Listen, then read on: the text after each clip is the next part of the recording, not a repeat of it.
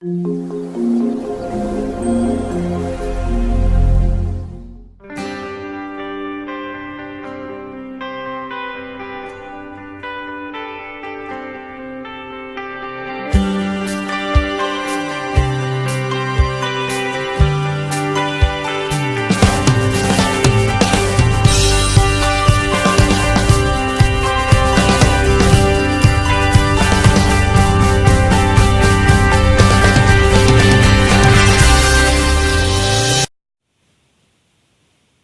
everybody, it's Pam, and I've had a lot of questions about my Midori and how I make my inserts for my Midori.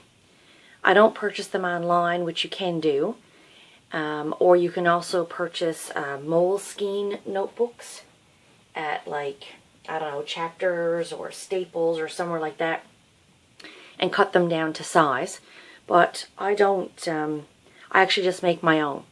So I've been trying to get a video together to show you how I do that, and it's a lot harder than I thought it would be to show how to do this. So we're going to give it a try this morning and see if I can show you how I make my inserts. This is my Midori. You guys have all seen it before.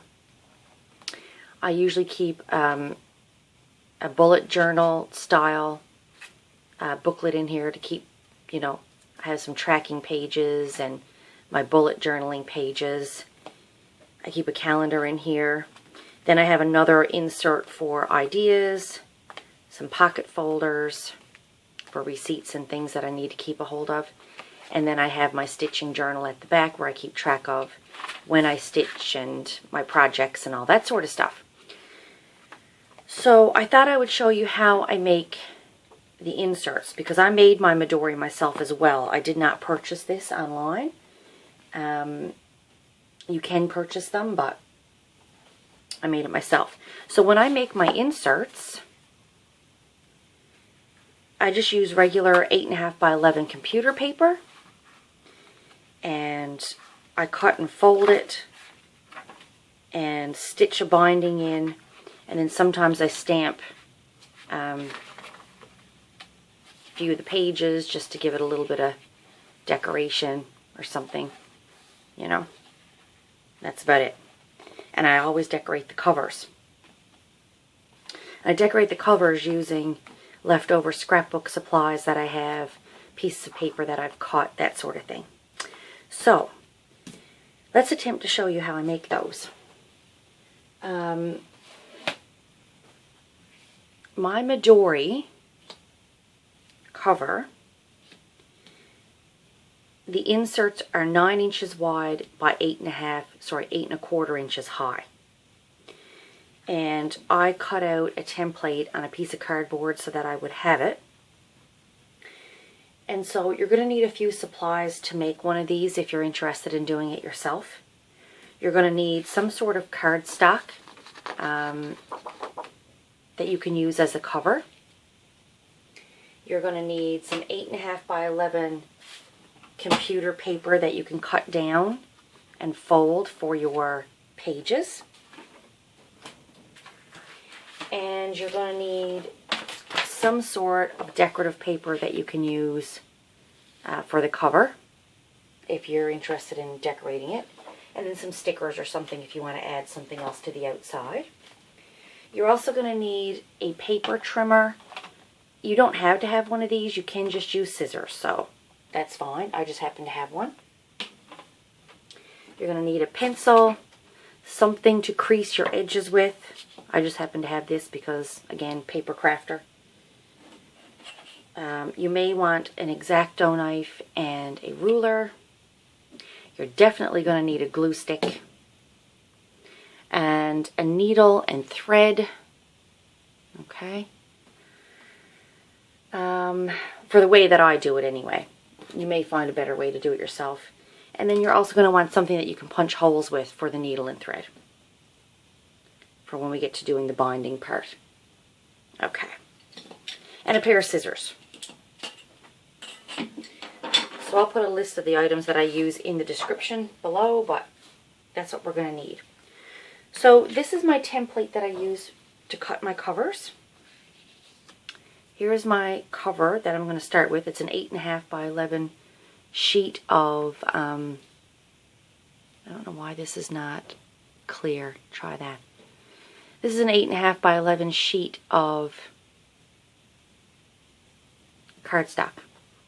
And I usually just lay my template on top of my cardstock and I line it up as best I can to the edge to get the cover size that I want. And then I usually just take a pencil, it's real high tech here, and I just trace the outside of the template. Like so. Just so there's a pencil mark that I can see. And that's going to be my cutting edge. So what I'm going to do is I'm actually going to put this right on my paper trimmer.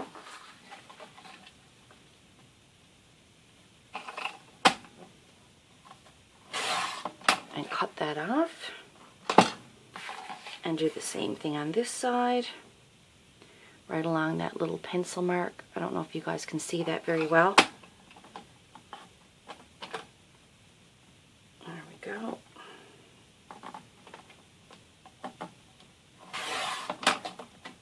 Okay. So there's my cut piece of cardstock for the cover. And now I'm going to fold this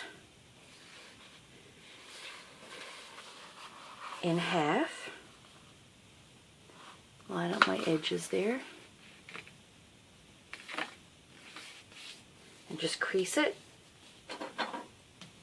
And fold down the edge so it's really nice and crisp.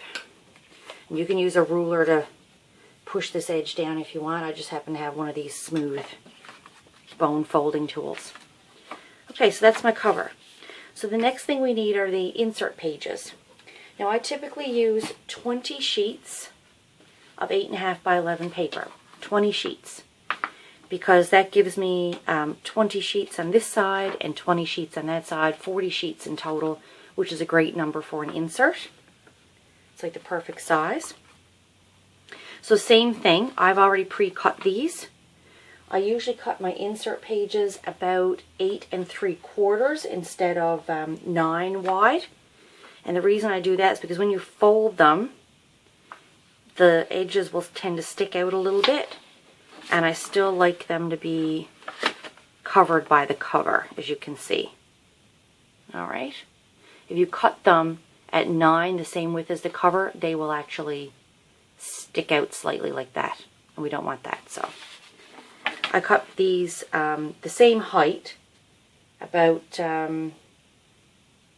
8.5, right? They're the same height, but I trim them instead of 9 inches wide, as you can see. I do 8 3/4. Okay. So same thing. I have one more sheet here that I need to fold, so I will fold this. Make sure I've got this oriented the right way around. Nope. Yes, I do. Yes, okay. So I've already trimmed these just to save some time here. Again, we're going to fold our insert pages in half. Now, you really want to make sure your crease is nice and crisp on your insert pages, because the sharper that crease is, the easier your insert is going to go together without it being too bulky. Okay. All right. There we go. Now, we have those all together. So the next thing we're going to do is we are going to put our pages inside the insert. Okay. Now how I do that, some people choose to just open the insert up and staple it. And I find that that's not very secure because the staples have a tendency to come apart. And if you're using your Midori a lot, you want something that's going to be really sturdy. So I actually sew my inserts together. I'll just show you on the inside of this one. You can see I just stitched them together with just a little running stitch, almost like a back stitch through the binding. You can't really see it there because it's on black, but that's why I use black thread mostly. I have a tool that I have from my scrapbooking that I use to punch holes with, and I'm going to spare you the noise of this tool because it's quite loud. And I'm going to pause the video, and when I come back I'll have 5 holes punched along here. Okay, so the next thing we're going to do, I've got my holes all punched. All I did was line up the crease there with the crease on my paper where I made my holes, and I just punched through these holes to make sure the holes on my insert lined up. Okay. Oops. So now that I have my insert with all the holes punched along the edge, next thing we're going to do is we're going to thread our needle, and we're going to attempt to sew this together to create a cover. So just let me thread my needle here. You're going to want a really, really long length of thread, okay? If you're using sewing thread, you're going to want 2 long strips, which we're going to double over to make 4. Okay? So just let me put this together.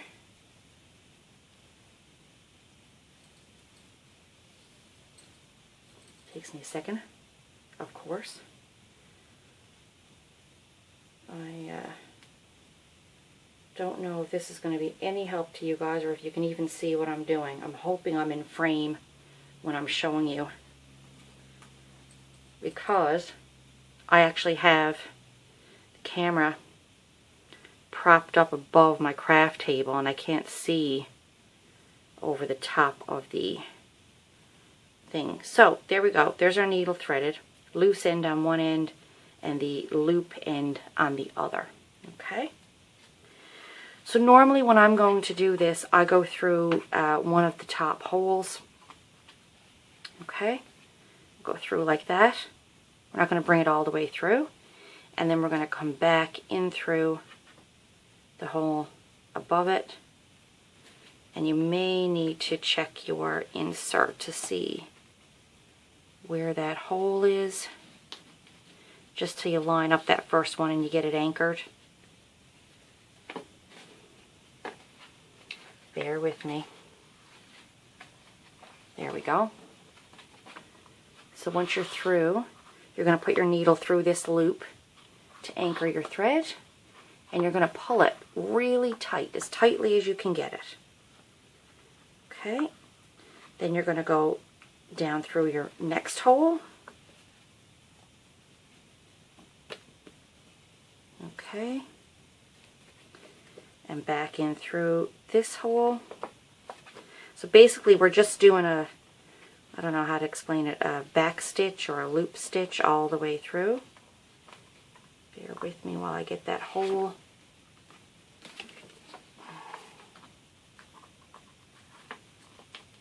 First couple are tricky because your paper is still moving around. It's still flexible inside the binding. There we go. Okay, pull that one through.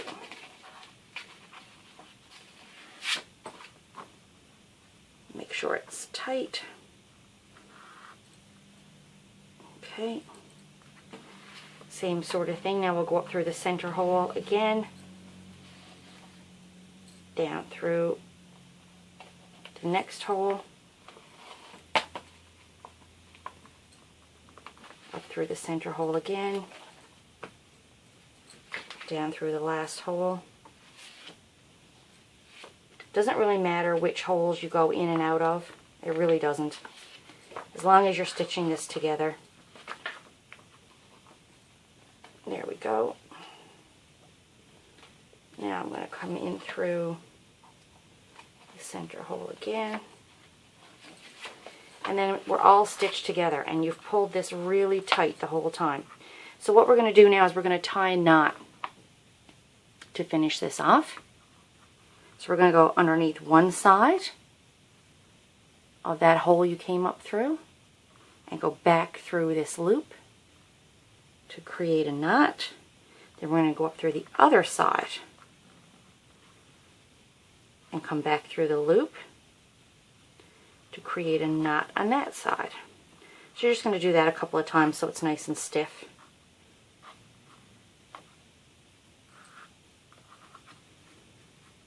And again, you know, you might find a better way to do this yourself, but I prefer to do a stitched binding on my inserts because then I know it's not going to come apart. And of course I have forgotten my scissors. So now I've got to use like a child's pair of scissors here. Okay. All done. So there's our insert put together. Of course, as you can see, now that the... Let me see if I can focus, if that's focusing. Now you can see that where the binding has been sewed, this is a real nice, thick, firm booklet. And those pages are not going to come out. They're stitched in really well. Okay, so now we're going to decorate it. Now comes the fun part. Again, I'm just going to crease these down. The thing with these inserts is, first when you make them, they have a tendency to want to pop open, but once they're made and they're flattened out, they work really well. So I've picked out some paper to decorate. I like to decorate my edges of my booklets. And the paper is going to be the same thing. We're going to have to trim this so that it fits your cover.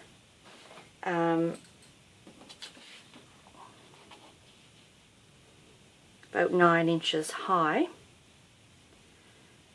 And then we're going to cut 2 pieces. Now I like to leave the binding showing a little bit rather than wrap my paper around, because then it has a tendency to lift.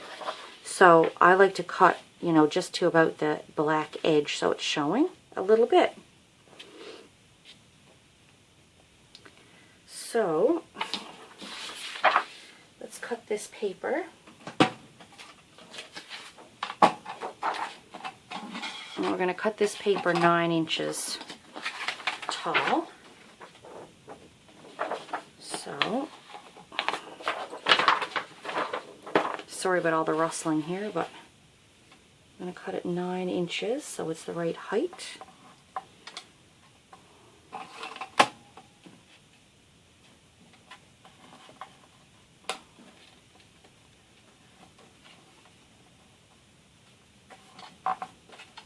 Make sure this is all lined up. There we go.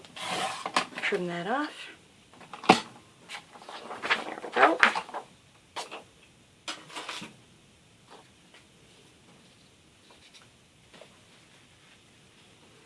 So, now we are going to glue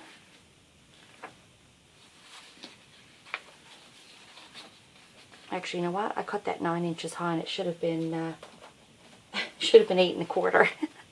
So I'm not going to worry about that. I'll cut that off down in a second. Let's glue this down first. So I'm going to cover my entire cover of my Midori with glue stick right up to that edge.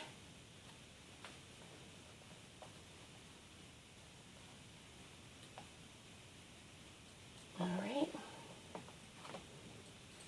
Me and my handy dandy glue stick.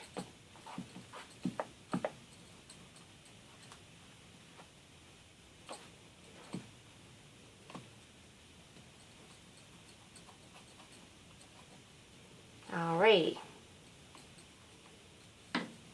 And then I'm going to flip this over and lay the cover right on, hope you guys can see this, right on the edge, like so. Line it up as best I can and press that down.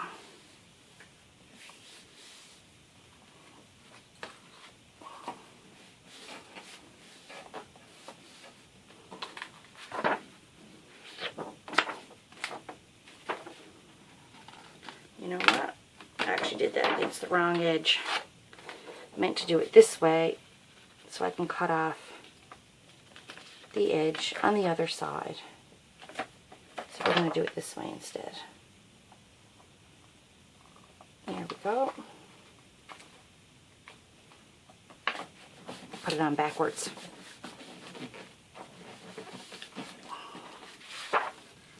That's so I can see this edge and I can trim it off.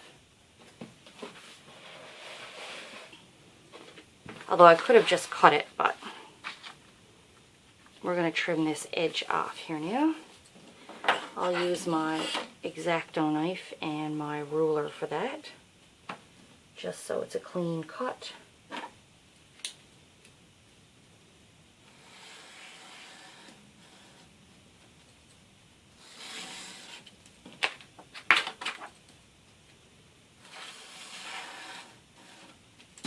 There we go. I'll do the same thing here. Just cut this edge right off. Perfect. There. Now we've got a clean front. Let's do the same thing for the back. This time I'm going to put the glue on my actual paper because that is probably easier, to be honest. And as a matter of fact, let's cut the paper first this time. See, there's no rhyme or reason to this. You can do it whatever way is comfortable for you. I'm going to make a little cut there. And then I'll trim off the edge afterwards so I know it's the right length. But the width doesn't really matter as I just want to make sure I've got enough to cover the majority of that cover. There we go. That's what I should have done the first time. It made it a hell of a lot easier. Okay. There we go.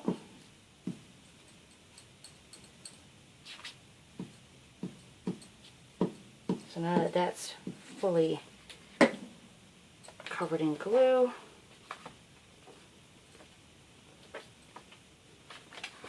I can line it up with the edge here and stick that down.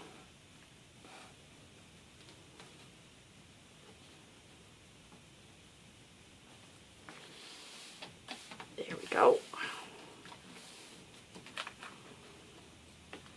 And then I can just trim off this edge with my Exacto knife. Again, you could just use scissors for this part.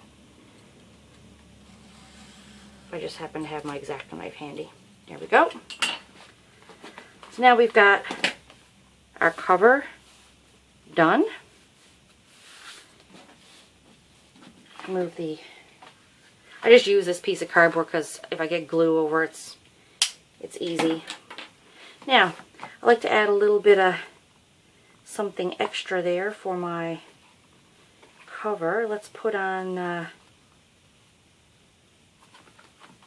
little decoration. I got some die cuts and little travel motif things. I'm just going to put some glue on that. Excuse my bracelet jingling there. Probably should have taken that off before I filmed this.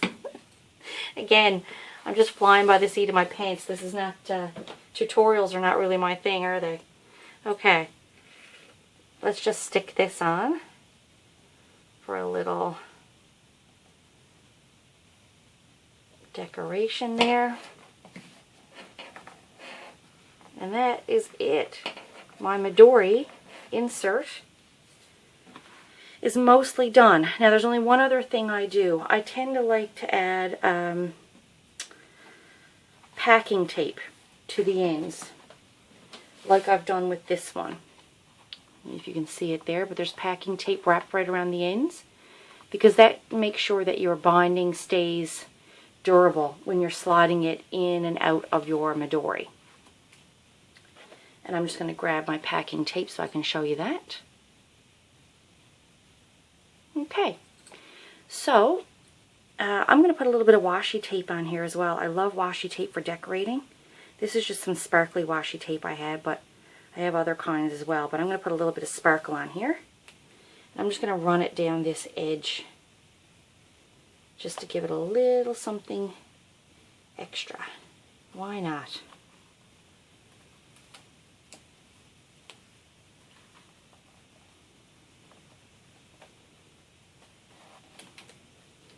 Sometimes I use sparkly stuff, sometimes I use plain, patterned.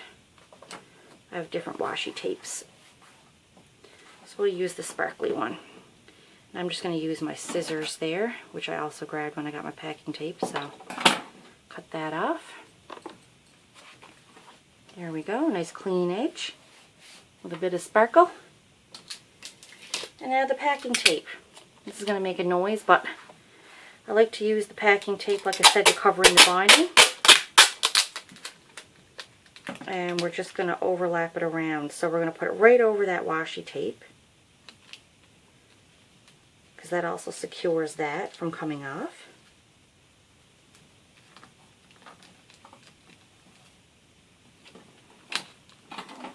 And we'll cut the end here. A little longer than it needs to be. And then we're just going to fold the packing tape over onto the back and press it down really nice and tight.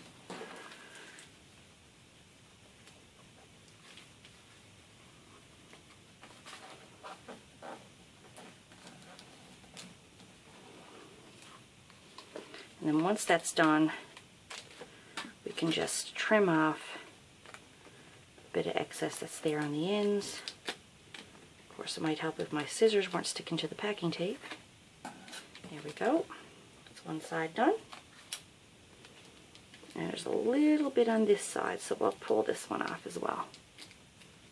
I'm going to trim that little edge off there.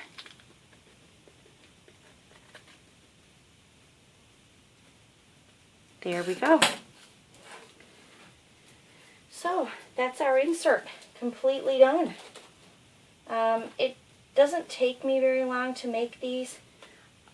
When I'm not having to explain stuff and I can just go ahead and stick it all together, it really doesn't take me that long. I usually set up my stuff and I'll make 3 or 4 of these all at one time. And you know, once I make them, I don't have to do them then for a while. I'll make several, take an hour or so and just put a few together, and then they're just there in a stack and I can pull from them when I need them. Now, like I said, using stamps, you can use whatever you want to decorate the insides of the pages, or you can leave them blank. You could also use dotted paper instead of plain computer paper. You can use graph paper, ruled paper, whatever you want to put inside of here. That's the one thing that I love about my Midori. You can change it up and make it whatever style that you have, whatever aesthetic that you like, whatever works for you. You can have different inserts for different things. It's really, really versatile. And that's why I think I prefer it over any other planner or notebook that's out there, because it is really versatile. You can load this up. Like, as you can see, I've got several different booklets in here. You can load this up whatever way you choose and make it work for you.